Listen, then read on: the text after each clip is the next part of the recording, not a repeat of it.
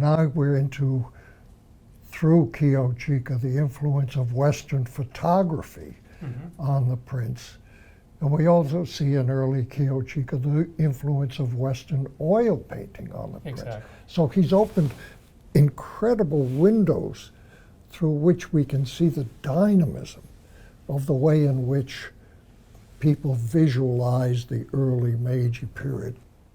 I'm really struck by the image of Okubo right here. Okubo Toshimichi was one of the heroes of the Restoration political turmoil, and he becomes a leader of the new government that rules in the name of the emperor and very quickly begins to push westernizing reforms. He's eventually assassinated by an angry former samurai who felt like he was taking their livelihood away.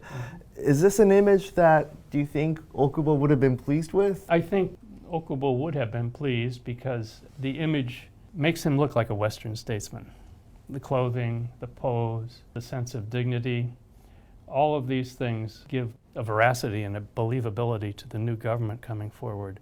And it would have the virtue of being multiply produced. So it could be run off any number of times and distributed, almost like a political pamphlet. I have another question though, Jim.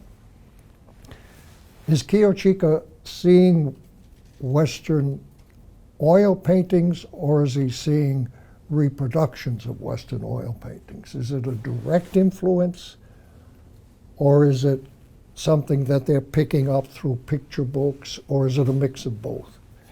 It's a mix of both, but I'd say predominantly reproduction. You have, taking up residence in Tokyo and other parts of Japan, a whole range of Western practitioners, engravers, painters, teachers. He probably is seeing an engraving here, I would guess, that is typical of the kinds of engravings. Imagine in roughly this time period, Ulysses S. Grant. A little later, Rutherford B. Hayes, people like this. If you look, you see as many engravings of them in America as you do photographs. So it was a common form. When you say the influence of photography, it's really very early photography, daguerreotypes. Exactly.